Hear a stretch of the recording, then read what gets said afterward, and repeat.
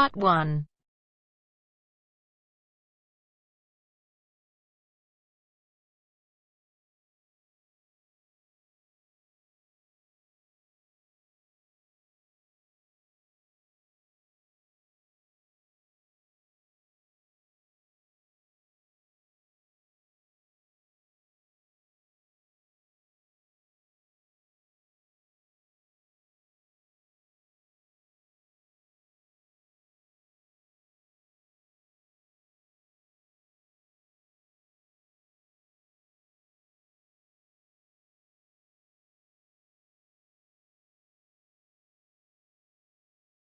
You will hear a number of different recordings, and you will have to answer questions on what you hear.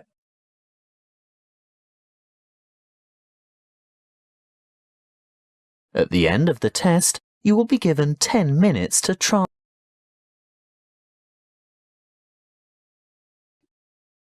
You will hear a conversation between Thomas and Nadia, who are waiting at the airport. First, you have some time to look at questions 1 to 5.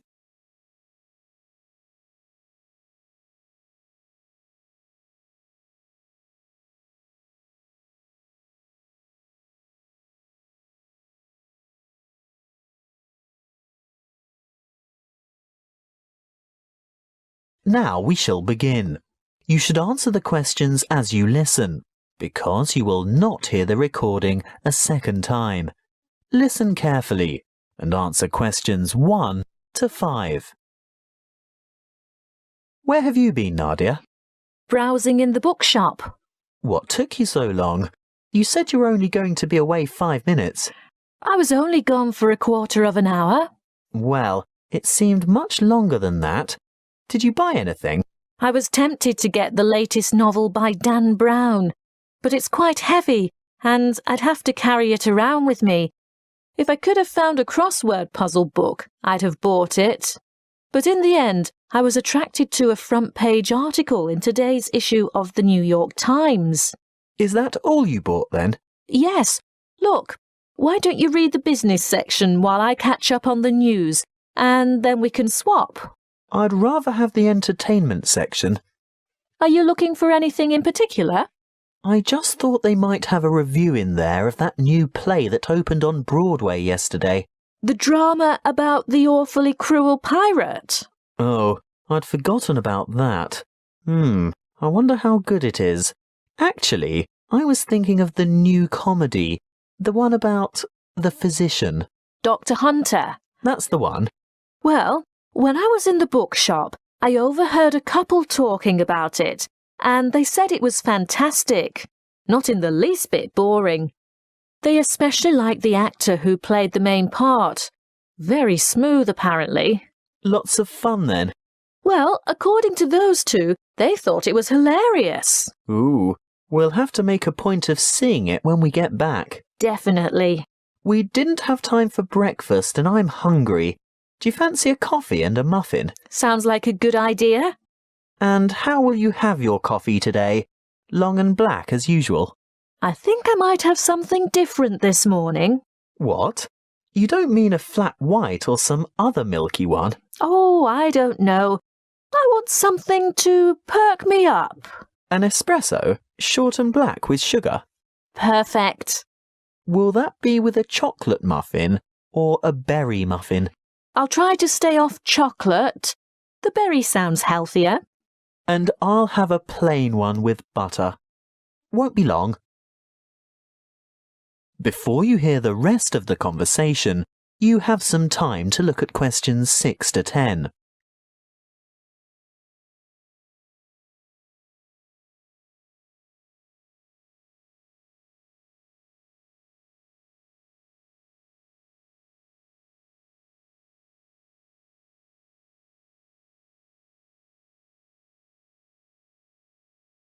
Now listen and answer questions 6 to 10. Here you are. Mind the coffee. It's really hot. Thank you. I'm really ready for this. Have you thought about what we should see when we get to London? The Tower, of course. I've always wanted to get a look at the Crown Jewels. That is where they keep the jewels, isn't it? I think so. And what about the wheel? I hear it's quite extraordinary. I'm not that keen on the wheel. Do you want to ride on it? No way. Well, let's leave it out of the itinerary then. OK, so do we do the tower first? Yes, that's the idea. And then we absolutely have to go to Westminster. Really? Yes. Look, it's not going to cost us anything.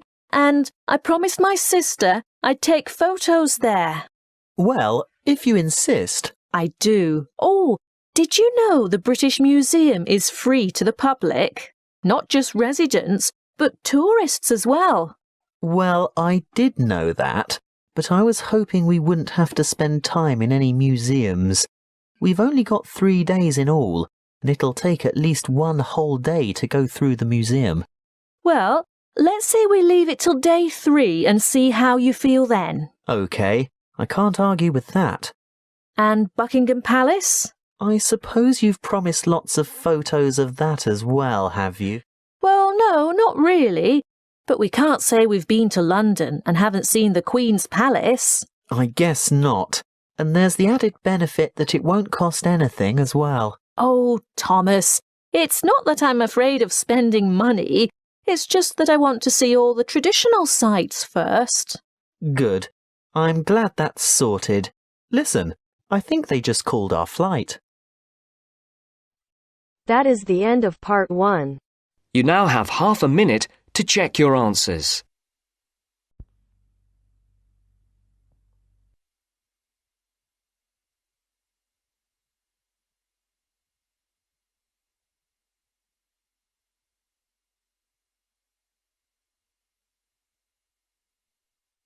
Now turns to part 2.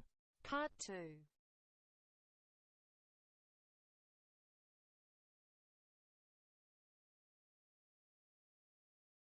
You will hear a tour guide talking to a group of visitors at a museum. First, you have some time to look at questions 11 to 15.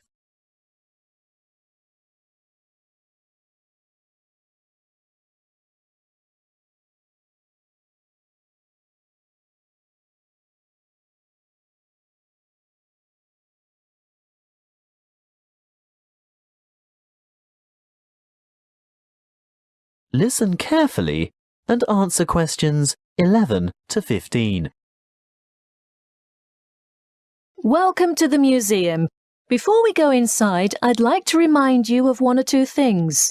Firstly, you'll be pleased to know that admission is free to all visitors, so explore at your leisure, and if you can't take it all in today, you can come back again and again without any charge at all. Opening hours are from 10 a.m. to 5:30 p.m. most days, but the museum closes a little later on Thursday and Friday evenings. There are new multimedia guides available in 10 languages.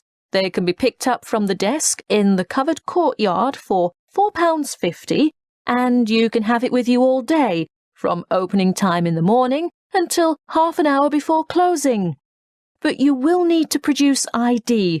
A passport, driver's licence or national identity card are all acceptable. These multimedia guides have audio commentary as well as images and an interactive map for easy navigation. They're simple to operate, and you will get a more detailed insight into many of the objects in the various galleries. As a security measure, apart from your camera and a purse, wallet or small handbag, your other belongings such as large bags, coats and umbrellas will have to be left at the cloakroom. Please note that the museum has recently revised the regulations for the size of bags and parcels that it will accept in its cloakrooms. I think the maximum size is 40 by 40 by 50 centimetres with a maximum weight of 8 kilograms. The only exception to this is prams and pushchairs. There is a charge of £1 per item. The main cloakroom is to the left of the main entrance, and there is another one at the north entrance. It may seem obvious, but may I remind you also that you should set your mobile phone to silent or turn it off altogether while you are in the museum, and do not carry or consume any food or drink in the exhibition halls. If you are hungry, there is an excellent restaurant where you can purchase a light lunch or a full meal. If it's just a hot beverage you want, then I can recommend taking a break at the Gallery Cafe. Before you hear the rest of the talk, you have some time to look at questions 16 to 20.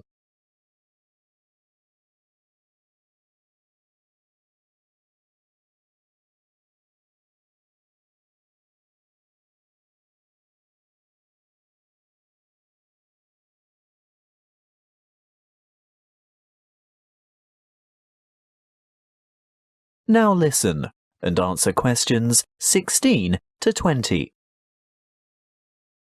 As we enter the museum from the south by going through the main entrance, as I said before, you'll find the cloakroom immediately on your left, and on your right is the museum shop.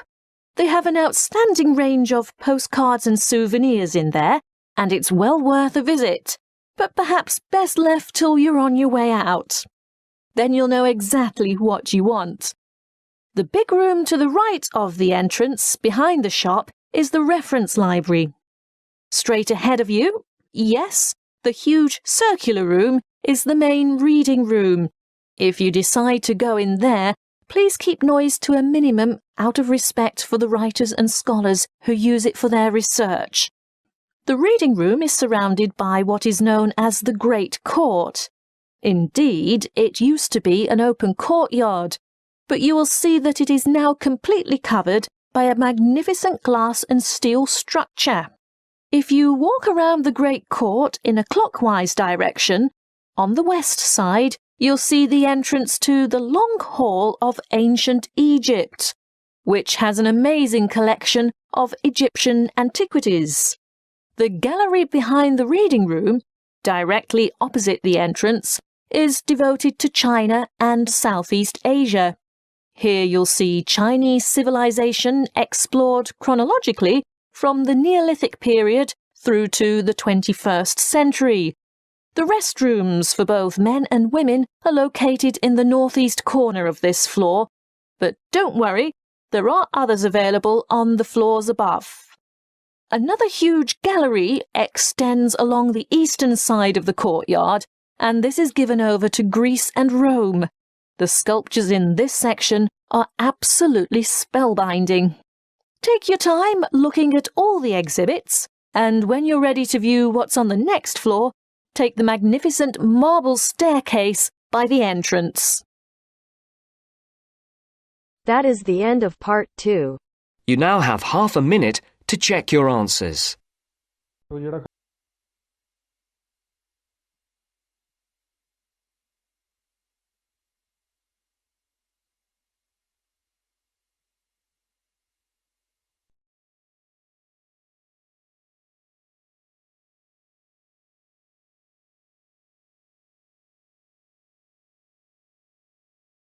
Now turns to part 3.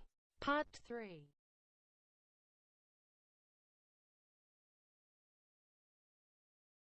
You will hear a conversation between a lecturer and a psychology student, asking for advice about research methods. First, you have some time to look at questions 21 to 25.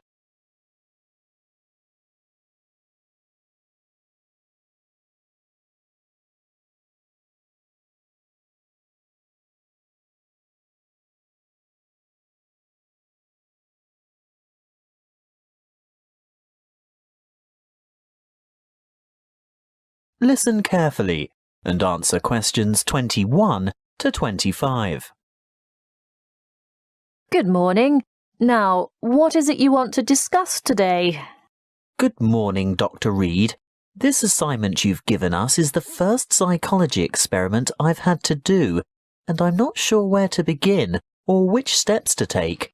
Well, conducting your first psychology experiment can be quite a complicated and confusing process, but just remember that, like other sciences, psychology uses the scientific method and bases its conclusions upon empirical evidence. What do you mean by empirical evidence? Well, empirical evidence is established by observation rather than theory. And the scientific method? Oh, yes. When conducting an experiment, you need to follow a few basic steps. I know the first step is to come up with a research question or problem. Yes, a question that can be tested. How do I find an appropriate question? I would suggest one of three methods. Firstly, you can investigate a commonly held belief, or what we call folk psychology. I see. So I could examine the belief that staying up all night to study for an important exam can adversely affect test performance. That's right. In that case, you would compare the scores of students who stayed up all night with those of students who got a good night's sleep. I think I could do that. Well, alternatively, you might want to consider reviewing the literature on psychology. You know, published studies can be a good source of unanswered research questions. I'm sure you've read papers where the authors note the need for further research. So I would come up with some questions that remain unanswered. Correct. But there is a third source of ideas. Just think about everyday problems and then consider how you could investigate potential solutions. OK. Perhaps I could study various memorization strategies to find out which are the most effective. That's the idea. Next, you need to define the variables. You know, anything that might have an effect on the outcome of your research. Yes, I remember we learnt about that last week. Yes, that's right. Then you have to develop a testable hypothesis that predicts how the variables are related. For example, students who are sleep deprived will perform worse in an exam than students who are not sleep deprived. Exactly. Once you have developed a hypothesis, you must carry out background research. I can use books, journals, online databases, and websites. Yes, all of those. I covered the reasons for background research in last Friday's lecture, didn't I? What you have to remember at this stage is to take careful notes and generate a bibliography of your sources. Before you hear the rest of the conversation, you have some time to look at questions 26 to 30.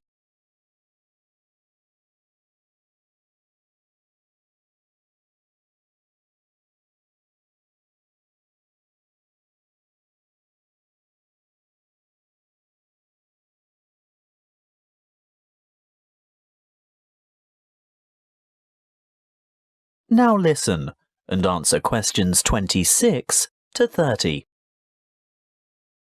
OK, I've got that. Then I'm ready to develop an experimental design. Well, again, you have a choice. There are three basic designs, and each has its own strengths and weaknesses. The pre-experimental design does not include a control group, so there is no comparison. What we call a quasi-experimental design does incorporate a control group, but there is no randomization, whereas a true experimental design has both control groups and random assignment to groups. You've also told us about standardization of procedures. Is this where that comes in? Being sure to compare apples to apples? Absolutely. Going back to your sleep deprivation example, the same exam would have to be given to each participant in the same way at the same time, etc. Got it. When selecting subjects, you need to consider different techniques. If you were to go through with your sleep deprivation experiment, you would need to ensure that your experimental and control groups were standardized. That is, all third-year accounting students, for instance. A simple random sample involves choosing a number of participants from a group of similar people. On the other hand, a different kind of study might involve a stratified random sample, where participants are randomly chosen from different subsets of the population. You mean subsets with distinctive characteristics like age, gender, race, socioeconomic status, and so on. Precisely. Then the next step is to actually conduct the experiment and collect the data. Then I have to analyse the data. I'll be dealing with the statistical methods for analysing data in next week's lecture. Oh, good. I guess all that's left then is to write up the data. Yes, communicating your results is important. And in the next couple of lectures, I'll be covering the format and structure of a psychology paper and tips for writing each section. Thank you, Dr. Reed. I feel much more confident in getting started now. Thank you for taking the time to see.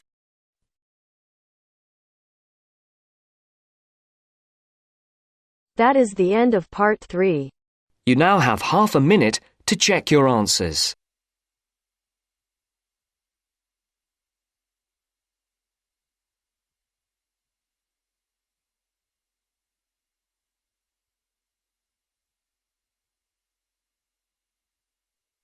Now turns to part 4. Part 4. You will hear a lecture on the production and trade of rice. First, you have some time to look at questions 31 to 40.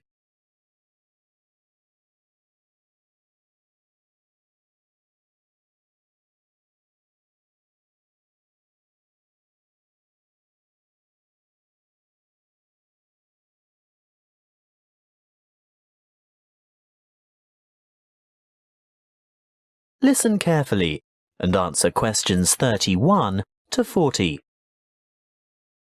Good morning and welcome to our inaugural lecture on agricultural economics. Today's topic is the world's production and trade of rice.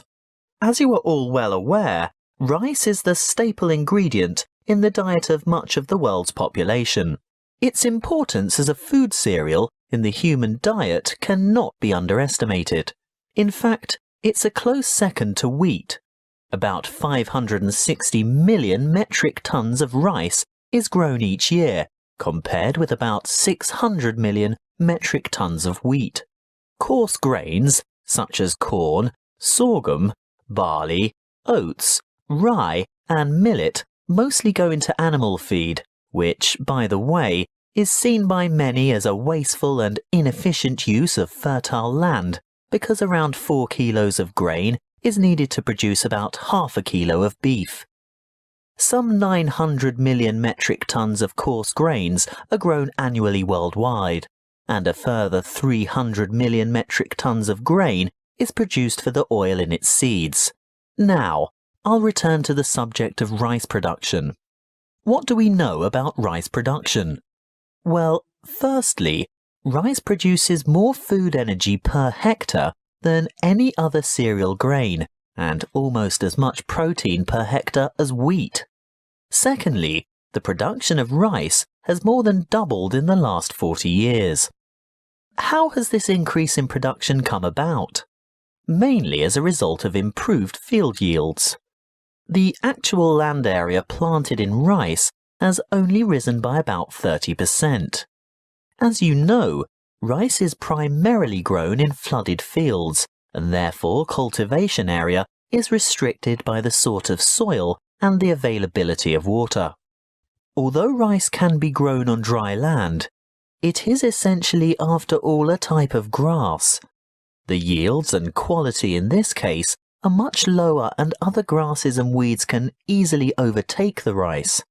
As yet, there are no herbicides that can selectively kill other grass types without killing the rice. Much of the world's rice is still grown and cultivated by hand, because for mechanized farming, the land must be able to be drained and hold heavy equipment. Of the total rice production, it's no surprise to learn that the greatest proportion by far is grown and consumed in Asia.